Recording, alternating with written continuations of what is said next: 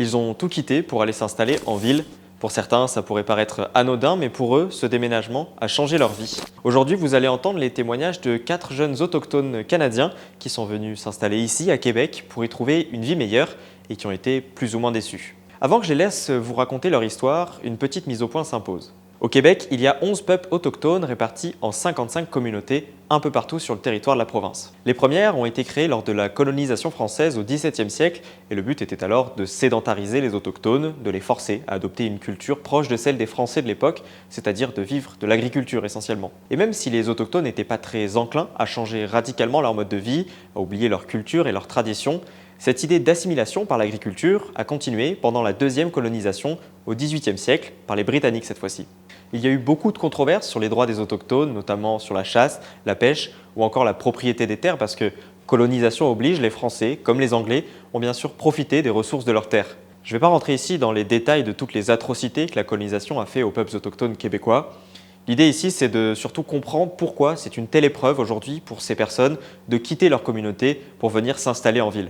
En fait, parmi ces 55 réserves autochtones, certaines sont plutôt difficiles d'accès et la plupart fonctionnent par elles-mêmes. Il y a une réelle vie de communauté et beaucoup n'en sortent jamais. Je vous laisse écouter le témoignage de Passa. Elle est inuite, elle vient d'Ivuyivik, le village le plus au nord du Québec. Pour venir dans la ville de Québec, elle est obligée de prendre l'avion parce qu'Ivuyivik n'est pas accessible en voiture. Elle est arrivée il y a 2 ans à Québec avec son ex-conjoint, ses 2 enfants et son chat. Le premier choc, ça a été le climat. Ça monte jusqu'à 25, je suis rose. Même si je bouge pas, même si je fais rien, je suis rose. J'ai besoin d'un air climatisé. Mon plus jeune, qui a 5 ans, ils disent ben, je veux aller là. Aller là où? Je demande, puis ils me disent dans le nord. C'est l'air frais que je m'ennuie, le vent, puis tout. Ma mère vient de poster sur Facebook le blizzard, le vrai blizzard. C'est épouvantable. Tu peux pas voir après 10 pieds dans le nord. Mais tempête ici, tu peux voir loin. Ce que je trouve assez fou avec le témoignage de Passa, c'est que, vous l'avez vu aussi bien que moi, elle a une joie très communicative. Mais pourtant, derrière cette façade, son histoire est bien plus difficile. Il faut savoir que Passa est dépendante à l'alcool depuis plusieurs années et c'est en partie pour ça qu'elle a voulu quitter sa communauté. Grâce à l'aide du Centre d'amitié autochtone de Québec, elle est suivie par une travailleuse sociale. Ma travailleuse sociale est toujours encore présente, qui m'aide beaucoup avec son équipe. Elle t'aide à quoi? De gérer la réalité. Que je me suis poignée seule ici à Québec, mais je savais que j'avais vraiment besoin d'aide personnellement. Fait qu'elle m'a aidé à trouver un thérapie fermée. Dans le Nord, il n'y a pas de ressources pour l'aider avec ça. Avec n'importe quelle dépendance, pas vraiment de ressources là-dessus.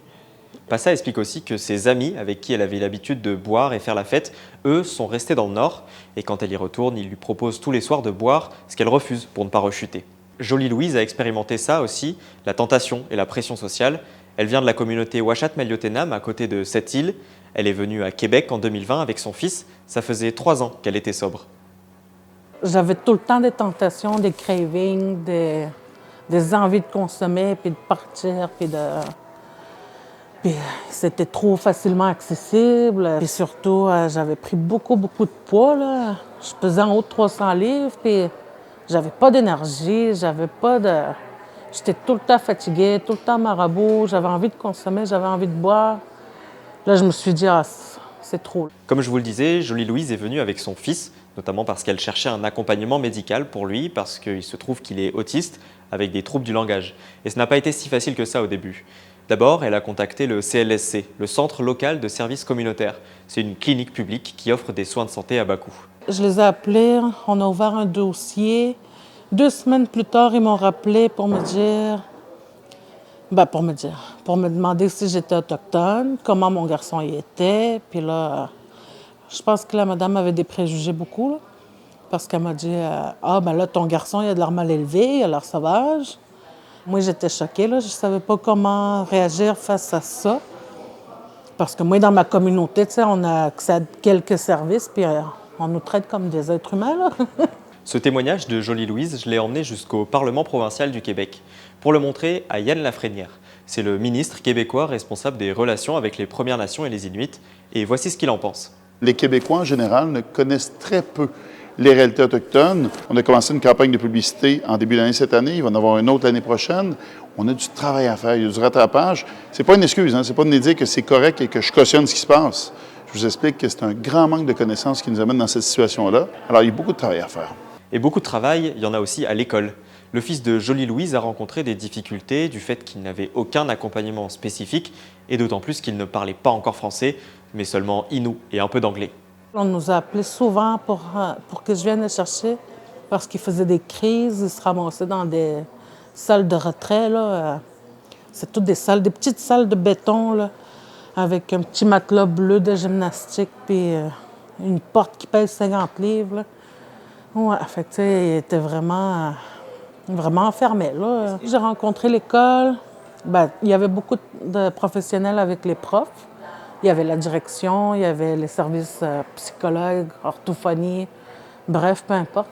Ils m'ont carrément dit « Arrête de lui parler dans ta langue. » Parce que là, ça lui donne des difficultés à l'école.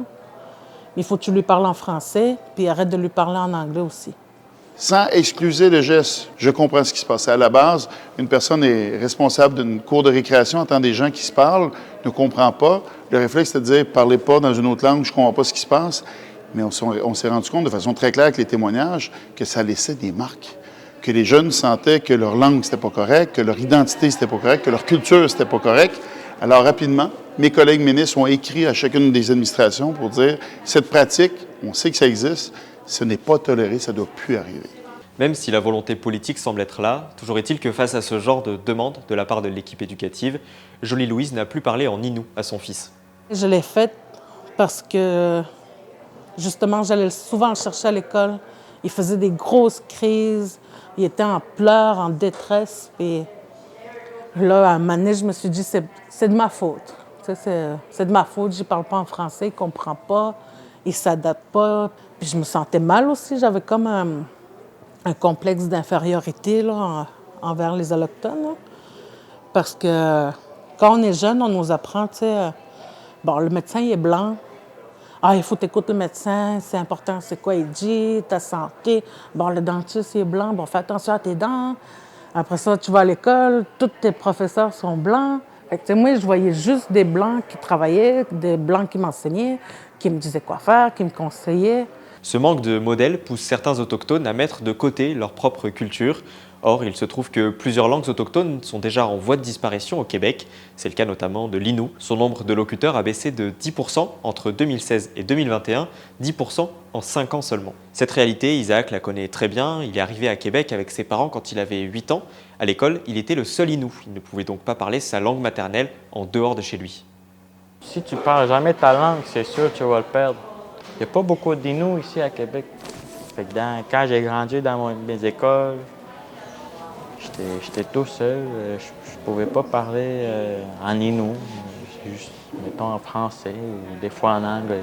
Innu, c'est moi, c'est mon identité. Je ne peux pas perdre mon identité. Une identité difficile à assumer quand on veut s'intégrer. Très vite, il a compris que ça allait être compliqué à l'école. J'avais vraiment de misère en école parce que c'était vraiment différent.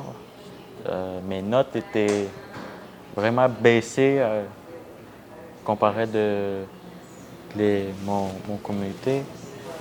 Puis j'avais la misère aussi de se connecter avec d'autres gens parce qu'on ne veut pas les mêmes valeurs, les mêmes vies, styles de vie. C'est différent avec tes amis à Québec et des amis dans tes communautés. Des fois, ils ne parlent pas des mêmes conversations.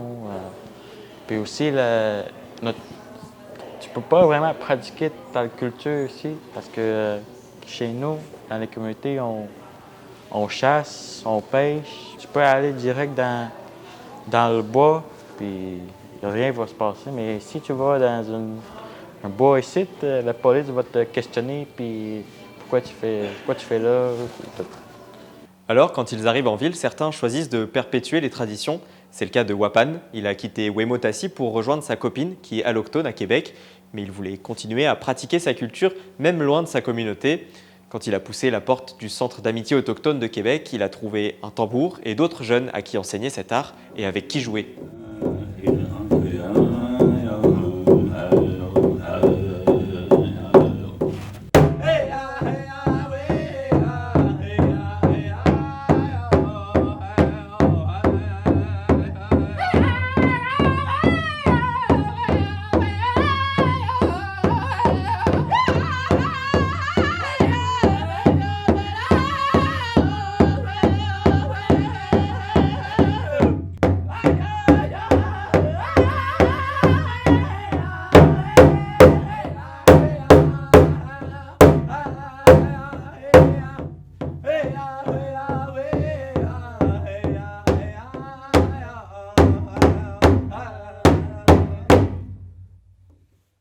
C'est un échange d'énergie.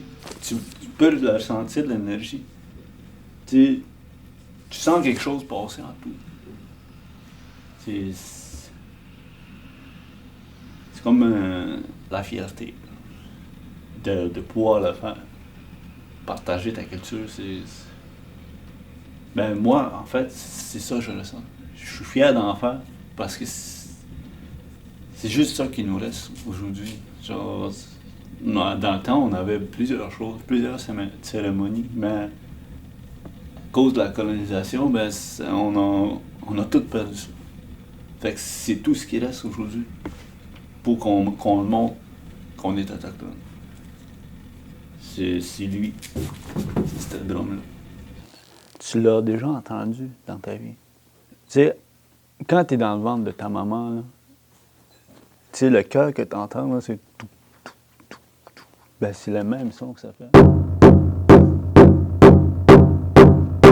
C'est le son. C'est pour ça que ça te fait de quoi? Hein? Ça te rend ému un peu, parce que tu te souviens d'avoir entendu le cœur de ta mère quand tu étais dans son ventre. Je ne sais pas si derrière votre écran vous l'avez ressenti aussi, mais à la fin de leur prestation, il faut dire qu'il y avait une atmosphère assez pesante, qu'il y avait une forme d'émotion dans la salle. Et c'est une émotion qu'on comprend mieux quand Wapan explique son histoire et ce qu'il a ressenti en arrivant à Québec. Moi, je pensais, genre, ça allait être plus facile. Mais finalement, c'est plus dur. Au niveau du travail, puis au niveau socialisation. Tu sais, à Ouémont, dans mon village, tu connais tout le monde. Tu peux parler à n'importe qui, il va te répondre. Parce que tu les connais, tu les as vus depuis que tu es jeune. Tandis qu'ici, tu les connais pas.